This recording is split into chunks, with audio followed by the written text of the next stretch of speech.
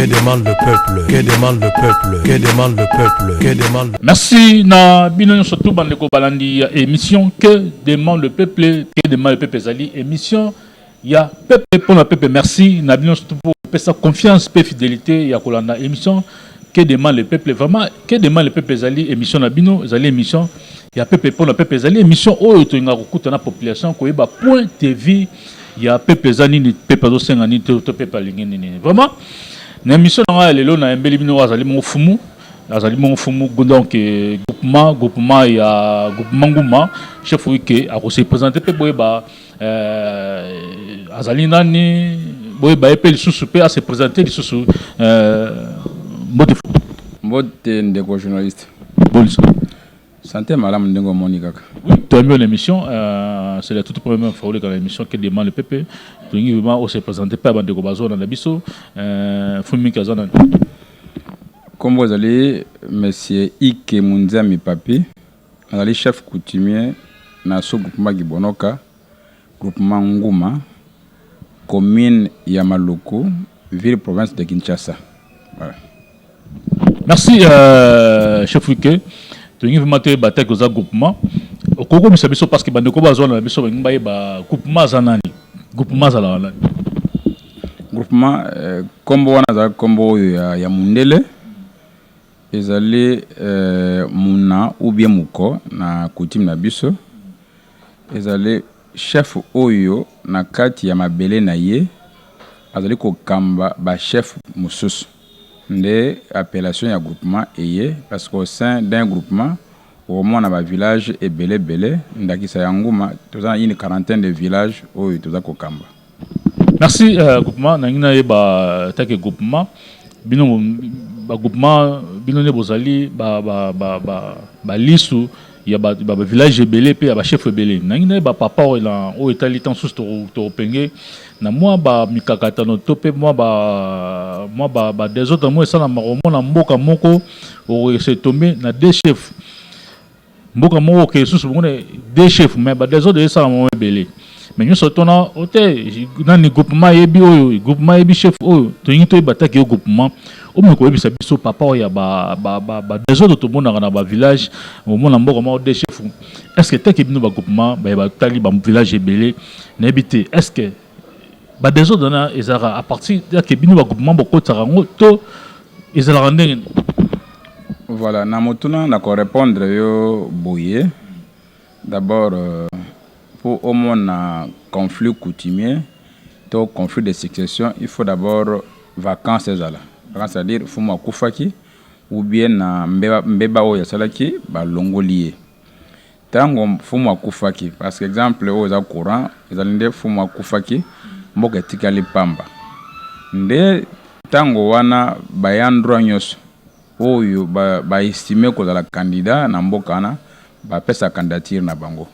chowana d'abord la ka na ba groupement te chowana la ka na famille ya mboka wana selon organisation ya mboka na mboka ndenge ezali et nani asala a désigner ka chef ezali chef de clan ou chef ya famille wana parce que chef de groupement azali chef mabota nyonso te na kati ya groupement na ye azali ko kamba mabele nyonso mais ba famille wana ezali nyonso ya yete donc ça veut dire que azali membre direct ya ba famille wana te parce que dans un village moko boye so il faut mwana kufi d'abord c'est le chef de clan oyo a ko désigner nouveau chef alors ce qui choix na ye ezali malamu te nde début ya ba désordre nde wana là je prends exemple pour un village ba ko mema likambo wana et pas ya groupement parce que yene taza habilité ya kokata likambo wana parce que na village songolo pakala ba désigner qui ba fumu ebele ou choix ya chef de clan de la ki malamu te alors chef de groupement aye pote akata likambo yango alors yé chef de groupement aza pe na part ya responsabilité parce que likambo na se tango ezalaki ya kobeba esengi tango yé pas chef de groupement asembola yango après sa raison na o aza raison parmi ba candidat o ba se pointaki et na ba village so chef de groupement asa sali choix na ye nde tika bongo ezalo ko la cour constitutionnelle ndenge ezaleli donc choix ya chef de groupement et choix ya soka pour na ba village Comme chef de village, que groupement est bien. Non. Comme chef de coutumier dans un village sans que chef de groupement ait bayo. Même si les choses qui bon, au départ, le chef de classe, ça là qui désignation, choix naïe, qui bon, pour comme fumu et seigneur les cas et pas chef de groupement, à soit acte, tout va investir y. Donc sans avis à chef de groupement, ils allaient malamuter. Alors, on a un exemple, il y a un village. Au cas où conflit a persisté, les loyaux dans la commission consultative de règlement des conflits coutumiers. Voilà les institutions moko au niveau il y a ministère provincial et intérieur va créer le qu'on a que pour régler le conflit. Mais tu vois comment on attend ce pays yango pour le régler le conflit et ça ko battre le conflit. Donc pour revenir à ta question au départ, donc d'abord c'est le choix il y a chef de clan et c'est anglais à la bien pour que suite nango dans la malam. Ce chef choix na ezaki malamu te. To ba mususu ba weli ndé comme pas chef de groupement a proposé ba acte nationaliste mais donc on a parmi bateau baza na base ya ba dédoublement de chef coutumier ça d'abord ba chef de clan bango moko par rapport à chef basalaka il peut ba chef de groupement soki yepe a tengami muke attend pe na part il y a responsabilité na ko boya ngote il y a encore ba autorité politico administrative l'état na politique pe ya ko chama mise pour na ba intérêt na bango okomona aza ko wela acha oyo mutumo tamuso na droite pour que tamuso na ba élection ba soutenir ye donc moi makambo wana ezali ko sala ke ba conflit ezala ka ba chef ami balemi balé na mboka mais le vrai choix ezali oyo utaka na chef de clan entériné par le chef de groupement ainsi que la commune pour le village. Mais il y a encore un deuxième dossier pour le groupement. Étant donné que le groupement est indépendant, alors dépend du groupement de société. Au cas où c'est le groupement Kofi, exemple Yangouma, mais le groupement pas dépendant de la groupement. Le groupement dépendant du groupement, le groupement est indépendant. Mais la structure coutumière est un benga muko. Muko azako kamba ba groupement mususu. Mais azana même mise dans la gestion du groupement. Ce qui va fandi ya ba fandi muko wana nguma za muko na partie oyo ya biso oyo. Pour régler azali likolo ya ba groupement mususu. Là c'est au niveau ya ba fait. Mais en réalité à terrain ko s'ingérer na gestion ya groupement boye comme azam muko non. Ce qui va fandi ba chef nyos ba fandi c'est muko qui est au-dessus ya bango nyos. Alors nazonga ki ce qui chef de groupement ta kufaki ba clan o eza ko ba clan ya village wana ya groupement wana nde ba ko désigner moko. Ce qui choix na bango ça leki ba désigner 3 4 chefs donc plus de 2 déjà c'est déjà un conflit. Conflit wana parce que c'est le groupement au sommet ils a régler na ba groupement mususu ba benga bani ba groupement mususu pour ba régler conflit wana. Actuellement il y a la commission où il régler conflit na niveau ya ba groupement. Problème il y a conscience. À cause d'un droit, mais ce n'est pas son tour. C'est ce qui peut aller que à ça correspond à critères et c'est pour la fumote. Donc il y a beaucoup de choses où les kanaka tu vois et c'est pas tout baïeba. Mais les lots comme tu dans la ville, il y a Kinshasa. Nous avons que batu comme toujours posa kaka comme kaka fumu posa kaka comme fumu yango zomona ils ont la conflit comme makasi mususu aza désigné azo ko prétendre chef coutumier ya ko le kanapa na bino kuna leki alati belamba alors que na qualité wana te bo benge pe chef bo honorer ndenge sengeli azo na mboka pe no créer ba trouble ba désordre alors qu'il n'a pas droit. Tout le monde ta sona mboka neto to ba mboka mo de chef mo la pe chef wana mpo awa bimi susu wana boy azo tika mabele. Est-ce que faut chef pas tika mabele? Justement, ils allaient babiloko oyo ya ezosalama na fraude. D'abord, ceux qui ba chef ba mi balé, il faut koyeba ke ezana moko oyo azali désigné. Même si ils allaient qui désignation illégale, même si il y a droite, moi ba désigner c'est lui. Oh musuzo ko bimakenga na afumu. D'abord, vous allez lokola benga opposant adversaire, il faut que vous la mukolo yo pourquoi ça qui recours na yo et ko simba ba réhabiliter yo. Oh, on a zaki akota ki na muyibi wana longwe yo koti. Mais ce n'est pas dit que tant yo ça recours na yo. Recours na ba examiner ngote. Nanu po le quitter. So il faut le kato ebité. Yo bandi opposer ba acte. Wana za la kabongote. Wana za inde fraude na muyibi na lokoso. Alors biloko on appelle na niveau ba commune na biso na niveau ba cadastre. faut pas veiller à kabayebaka mukanda o tingdozwa acte mutasoma mabele et outi pas ya nani qui est le chef dans ce village là le comme mutunyonso aza chef non il faut bazala na cartographie ya ba village ya makamunyonso et c'est comme mabele etekami pour libaka ce qui est la signature ya chef boete mukanda ko le kate et ko diminuer ba conflit foncier peu mais le fait que mutateka yebanité aleki na commune ba valider mukanda avant wana et yena cadastre basani mikandana ça pose le problème mukolo ce que chef de vrai chef ayi ateki la même place wana voyez un peu le conflit ngezo ba conflit sonné yaka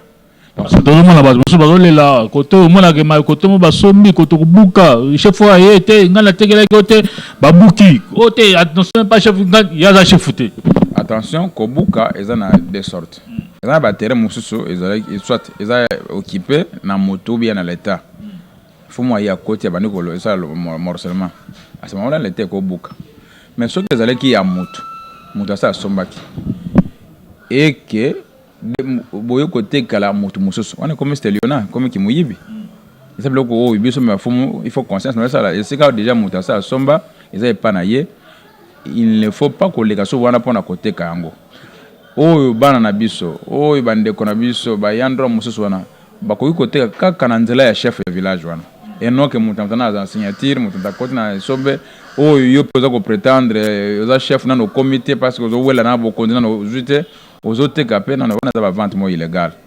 chef tozo mo ke papa wana net ba village to mona ba village mususu wa des chef mo village mususu to mona kuna boy des autres bazo kufa o chef mo ye akota boy bakati machete ya la bato donc chef mususu la bakuluna formé bakuluna ye bazo kata machete sikuta ke bino ba groupement tango boyo kaka mwana boy ta ke bino pe bozali ba to pe bo gérer pe ba village ebelé est-ce que ba dossier na bino ta ke bino ba groupement papa bon nalinga ipena kota na détail à chaque village de Salamakate mais ce village salami na groupement voisin to pande ko musoso de salami kuna to za na même mise directement ya likambwana à moins que le chef de groupement a associé yo na débat wana mais to ko ça ko pesa conseil que ndenge mabulo to ko mboka bo yo ndeko collègue chef de groupement sengelo sala boeto catholique mo c'est imposé parce que to lingi kimia na mboka batu bazokate batu bakufate ndenge tozo koyoka wana eza malamu te ce sont des comportements ya ko éviter kimia le kinyoso batu va travailler na kimia et puis batu bazoko bomana ezali kaka bandeko na bandeko parce que batu mibale ba wele pouvoir ya village moko c'est qu'au départ bazana source moko commune esangaki bango alors ce qui pona lokoso ya ba pouvoir batu ba komi ko wela ko zokana ko bomana c'est pas quelque chose de ko appuyer ngo mais to ko senga pena bandeko ba chef de groupement to kende ke pena ndenge sengel même si faut moi dans la place à longwe to akufi il faut pe azala etana ndenge ya kokota na mboka na pour que kimia zala en fait chef coutumier azali muto amemaka kimia na mboka azamta maka désordre te chef coutumier ko zala te oteki ozongeli oteki lisusu tini kuluna batu bageno obunda batu ça wana tout le monde kibokonzi zaka ora ke kibokonzi tout le monde zaka pona roteka mabele o ni bazowela ka roteka mafumu tungi ba yebisa so est-ce que fumu zaka pona roteka mabele d'abord mabele pete ka makate to teka mabele te so que mutana posa sa misala to pesaka to céder à ça la misala à ça laisser misala tiki place voilà peut-être na ba sakira za comme urbain o mutazwe parcelle et to kopekisa ba congolais bazana posa ba fande pa na bisote wana zali pe loko ça la bongo parce que batu bazali ko envier ville à outil province à Kinshasa tondi alors ce que mon espace za congolais to kopekisa yango te to kopesa yango mais le rôle la chef coutumier te le rôle la chef coutumier c'est ko battre la batu ko battre la mabele yango wana kotosa kokota na kata mibeko ya mboka kotosa makambo ya mboka c'est ça le rôle d'un chef coutumier azana rôle moko na chef de l'état parce que ba service nyonso ezana na président yango ne kiti na gouverneur de la ville yango ezana na bourgmestre yango peut chef coutumier aza censé ya ko protéger population na ba bien na yango na mabele wana parce que un chef coutumier so na mabele te vous n'êtes plus un chef coutumier so za na batute o so chef coutumier te exemple tout na lemba yolo par exemple limité yo za wana ko ba ko prétendre ko chef coutumier ya banane parce que wana comme dans la ville. Alors la partie éticale rurale au côté de Zakuna et sengel d'abord aux na mabele parce que mabele je sais que vous n'êtes plus un chef coutumier sauf pour la population aux combattre parce que ngaso na comme na mboka na belele na tongo batu nyonso bakoya tous mawa okobela te donc vous avez un rôle wana ya ko protéger ba mabele wana et que lokola ndenge zo sala mawana te na chef coutumier mais o eza mabe na koloba ke eza mabe ya malamu na koloba ke eza malamu donc et chef coutumier a un rôle ya koteka mabele te batu suko bali bazomona ke so comme chef coutumier faut teka mabele to mona ba chef mususu bateka mabele to zali ko sala que makambo wana esila to ko bunda faut ba réformer ça pour que makambo continue sous-te. Mais tant que groupement, groupement, n'habite message ne goza na nini na ba village où surtout tant que groupement où boza ko kamba ma message zani. Na senga na ba village mususu ba mususu na sengelo ko liboso unité, amour et puis to protéger ba espace wana to tikal nango pour que lobby na biso bana na biso ba koko na biso ba kokolo na biso ba se retrouver sinon te ba kotika la kwa ba pa na mboka na bango moko. Message na gouvernement na biso na président république parce que mission ba konzi balanda ngo suivant na vite so goza na message na gouvernement. Bon, message na chef de l'état to na gouvernement mobimba ezali na loi Tchani ezo sala moi makele na kata mboka na okipe député mususu yepuna ki na makambo ya libala ya dot. Alors lokola chef coutumier mpona député ki na ki makambo libala eza na prix moko eza fixé déjà tene na yoki $500 na ville, $200 na mboka et singela ki na ndeko na biso député wana a consulter ba chef coutumier to ba mariage coutumier. C'est na kati wana ezali na coutume na bokoko. Alors il est le député so nga sa loko wana akawa ko sangisa ba chef mais bango nsote to pesa pe mo mayele parce que le comme que ba ba fixa $500 za loko la vente mo do sa na bana biso ngana ko ba sa mwana nga beke yela nganta ba par exemple. Alors ce qui est comme déjà un montant déjà c'est yebana na yo nkolo mwana ko lo bate mo tumsu pa ko ya ko honorer mo mwana na yo après so de là wana so déjà fixé na loi moko boy et perd de sens même ya libala. Ezali malamu te ndenge to comment ko exagérer na ba ville $2,000 $3,000 ezape malamu te mais au senga les deux familles ba kutani ba négocier ba solo li pon li ba na bangwana monter yebani te on dit soko basa mwana na yo ali boso na $2,000 par rapport à mobali wana yaki ya mi mwana mi balé par exemple so mobali na mbongo to ko basa $2,000 te après ça 300 200 ou même ba symbole ne kala mungu tout ça ils ont toujours les bala. Nimba eza makambo ya bambongo wana te le consentement ya bato ba yokani. Alors déjà parce que naza mo ba réserve na kota mosino ya loi yango te pas ezali na proposition mais déjà d'emblée ko ba que $500 pour la ville de ça déjà na moni départ on ezaki pena malamu te senga ba député mususu ba kona likamba sa likambwana bazong sa likambwana kaka na coutume moi si ba parents ya moi na mabalo baza ko balisa ba exagérer te base la toujours ba exagérer te ba se référer toujours na coutume loi na biso ezako lo ba toujours ezako coutume na biso na coutume locale c'est-à-dire ba to basala ndenge basala ka epa na bango ndenge na ko balisa epa na biso ngala muteke ndenge baluba ko balate baluba pe ko se référer epa na bango et ba to bandu no pe na ndenge na bango et c'est de suite je crois loi na soki bandeko bazongisi yango d'abord en étude to examiner yango ba coutumier parce que c'est un mariage coutumier et ko za malamu mingi et pour na chef de l'état na kosenga na ye azali tata mo conseiller ekolo pour na biso nyonso ezala bato ba vota kai na baba vota kai te lelo yo azali président oyo biso bankomo to pesi mo kakoswa na musala na ye ekene malamu mais sengelite kopelisaka moto mutako ba moto oyo izoya na mboka na biso ezali kaka ye balobi ke po na koleka na ba place mususu notamment na présidentielle esengelo de la congolais des pères et des mères oui eza malamu maintenant ni congolais wana oyo akenda ko voter ayebi muto ezo voter te c'est pas tika eloko wana na peuple parce que déjà comment diviser classe politique on va moi ça chaîne oui so nga na yebi kete la congolais te ngai na ko voter te parce que nga fana voter congolais alors ceux qui déjà bosso bolobe ke bo bani ko écarter batu baso avant course par exemple na zoka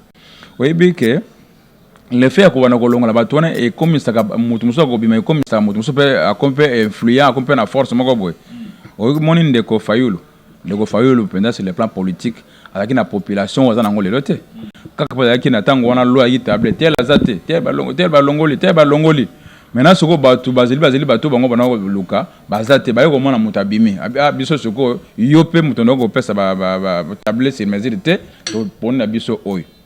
donc déjà ko banda ko éliminer ka ba candidat musu avant soit loi za table na mesure et qu'on peut ça mutuso ko bimayen en koni pe a renverser va perdre on a nyos bref pour nanga na mona qui est un vrai congolais un vrai citoyen ayebi ngai na ko voter kingani par rapport ya ba polote par rapport ya ba losote mais par rapport à vision ya mutu na mutu et mutu batu baza ko mona za na vision bino bokolongola avant pourquoi. Alors mutunyo so qui mutapesa candidature c'est qu'il est congolais na moni di rwandais te ya opesa candidature na Congo c'est que quelque part là congolais bon na yo vrai congolais o yo sunga bande konote na congolais ya mama papa za congolais za étranger toko pona ozo mona pesa mutakumio tuna oyo aza congolais azo sunga te ba pesa exemple ya Mamadou Ndala papa na zaki malien mais musala sali na Congo ebele ba généraux na biso na ba colonel na biso baza congolais de père et de mère ba sali yangote ya bundagi pona mboka donc ezali le cambo ya conscience ya moto ou apesi candidature et puis le cambo ya conscience ya congolais vrai congolais bi ke ngana ko sala choix na ngai et pas ndeko na nga oyo et choix wana nde yango eza suprême choix na ngwa suprême yango na pouvoir nyoso na maboko ya peuple. Mais ko tia eloko dia table pour no écarter kingani par exemple à longwa dia avant course wana ele ko pesa occasion même yumu do sala ba mesure no zo o le kasote so na yo moni ke eza elo mu ba sai pour no écarter batmusu après course pour nga na mona kyango bongo te mais classe politique bandi ko lo bango déjà ba table sur Moïse Katumbi nga za na parti politique te ba fumu za la ka apolitique nazo ba wana biso lokola conseil to pesa comme conseil tant que fumu donc au sein de la chef de l'État moi je suis quoi loana ezokota e baniko séparer ba mais même biso ni na minute nzala ko sela pona loana bitumbesi pona loana il y a beaucoup de choses que les députés doivent faire pour ba kena oyo ba discours ezo séparer bato ba kena makambo ezo tonga tona posa unité tona posa Congo na biso ke le bosso Congo eza parmi ba pays eza riche mais tika na Kombo toko tele via ba congolais au moins na minute batu balia kana de lesage na bandako okondi mayen congolais lelo e mwana wale bino kuna bolia te bolia lobby kuna bazo vivre na nyonga mapa député ba ko singeli ba table na biloko wana social ba yebisa gouverneur premier ministre batu bazo lia malamu te ba sala biloko e sorte que batu balia ba lobby awa mpio de kita au moins ngo sekiti au moins c'est campé de kita ekitite biloko ne yango wana ba ko vérifier pourquoi zo kita te gouvernement chaque nini pour la population na ye mais bo kena makambo ba élection dans 2023 bo tika montanda a préparer élection na ye soko azala candidat plutôt ba tu batala ke o soto voter to mona nzala ko sela o soto voter balabala ko toma o soto voter courant ko kota na Kinshasa wa eza ba ko musoso tambola o ba teke ba ina sanga courant te bitango ba biku te courant zalaka alors bino bo kena makamali bala boké makambo ya kolongola bato mosusu avant moi je pense que eza inopportun ce n'est pas le moment ya ko créer bloc on a chef de l'état lokola tata bato nyeso eza moment o ya ko bato ba séparer te c'est ko séparation ou division ezali ko diminuer mutu ba tala ya longola ki ngani même si loin te longoli mentalité ya bato ya mosusu lokola ya lobaki boye te na senga na sagesse na ye afin sana biloko wana total nano social total makela sabana total makambo courant total makambo nzela total makambo ebele pour en 2023 to que ne pas élection ya kimia nyoso et que na kimia pour to vivre déjà na kati ya mboka na biso o élection nyoso le kaka après élection mobule bimaka ou à réclamer vérité des urnes, ou à le baboué, nous sommes pas désordre. Alors, c'est le moment où bon, c'est bloqué. Parce que biso na bloqué la séparation, ou à Katangé, bah quoi, pas na banque, on a passé par Moïse, Azalate, bah ba Kébé, Jean-Pierre Bemba, c'est Katakébé. Ça, ce sont des désordres. Tout détruire le pays, tout construire le pays.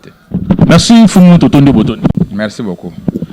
Merci na bino surtout bandeko balandi émission que demande le peuple nasi vous avez qui est belé puis vous avez rebellé ya Rolanda émission que demande le peuple vraiment tu as qui bongo chef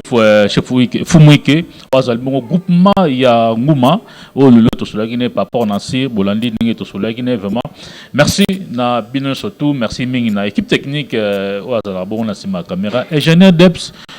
di bende ya kilo tokutani. Bye. Que demande le peuple? Que demande le peuple? Que demande le peuple? Que demande